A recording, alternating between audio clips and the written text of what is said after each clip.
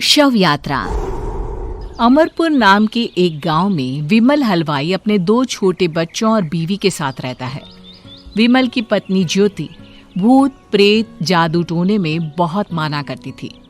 इसका बिल्कुल विपरीत विमल इन चीजों को दक्यानुसी माना करता था।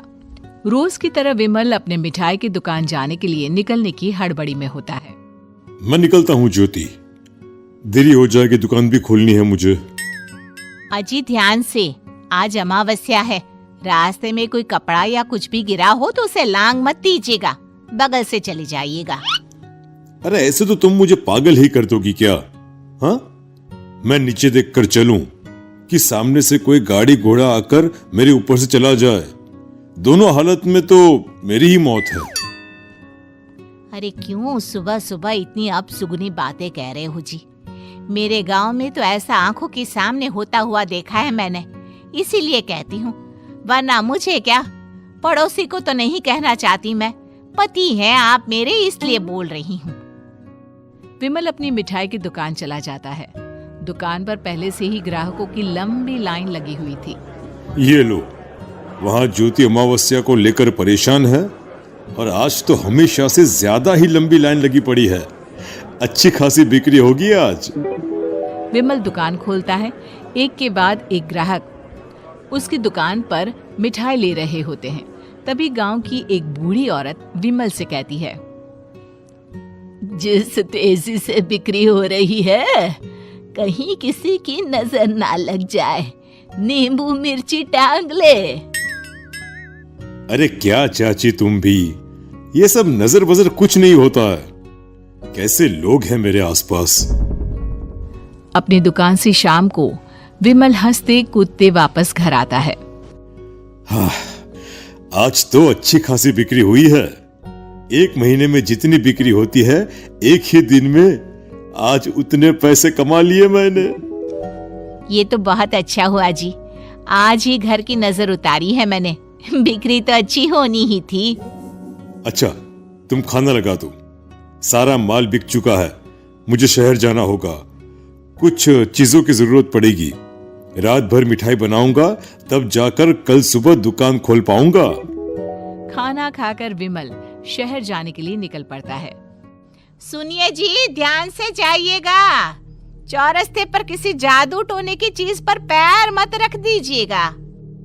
हे भगवान, हद हो गई ज्योति, ये तो मैं जा रहा हूं। विमल गुस्से से शहर जाने निकल पड़ता है।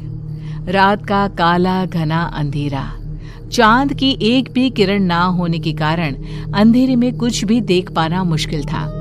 जंगल के बीच के एक अधकच्चे रास्ते से विमल जा रहा होता है। चारों तरफ गुफ अंधेरा और सन्नाटा सुनाई दे रहा था, और सुनाई दे रही थी विमल के पैर के नीचे आ रहे सूखे पत्तों की आवाजें।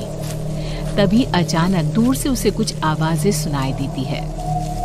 अरे, ये इतनी रात को जंगल के रास्ते कौन जा रहा है? शायद कोई टोली होगी।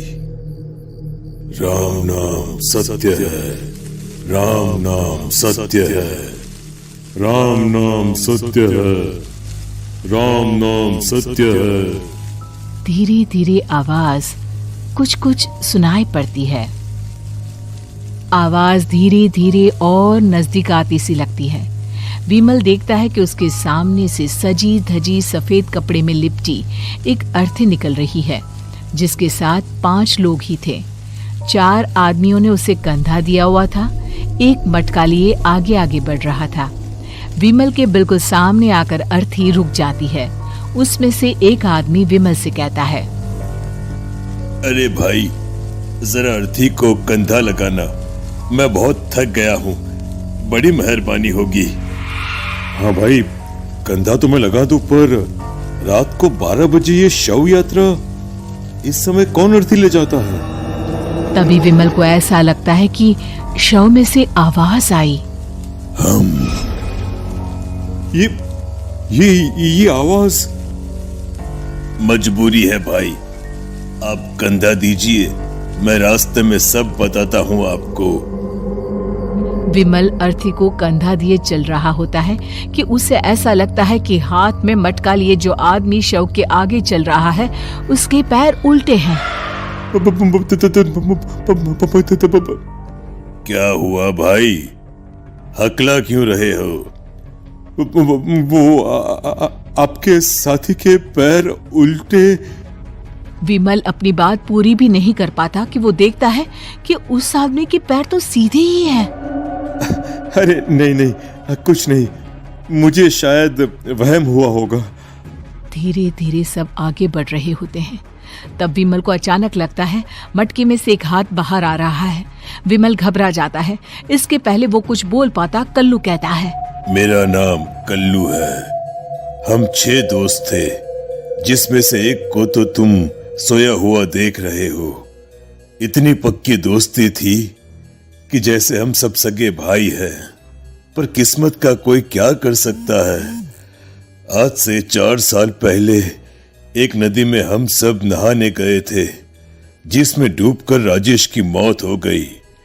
किसी मजबूरी के कारण हमें उसकी अर्थी को रात को ही शमशान घाट ले जाना पड़ा। हम 5 उसे ले जा रहे थे। 4 साल पहले आप 5 में मैं कुछ समझा नहीं। मंकू अपनी गर्दन पीछे घुमाकर अपनी आंखें बड़ी बड़ी कर विमल से कहता है, अरे भाई, पूरी कहानी खत्म होने दो, फिर बीच में बोल लेना, ठीक है? तभी रास्ते में एक हादसे में अपने दोस्त के साथ हम सभी मर गए। वो सामने देखो, हमारा दोस्त। विमल सामने देखता है। उसे दिखता है कि एक ऐसा आदमी जिसका शरीर कई जन्मों से पानी के अंदर रहने के कारण सफेद पड़ गया है। उसकी आंखें बाहर की ओर निकली हुई थी। फिर ये अर्थी किसकी है? अर्थी के साथ के लोग अर्थी को नीचे रखते हुए एक साथ विमल की ओर देखते हुए कहते हैं, तुम खुद ही देख लो। विमल शव पर से सफेद कपड़ा हटाता है।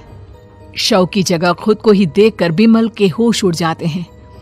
वो शव विमल की ही थी। पलक झपकते ही विमल उस अर्थी की जगह पर होता है। 6 के 6 दोस्त उसी तरह अर्थी को उठाकर चलने लग जाते हैं।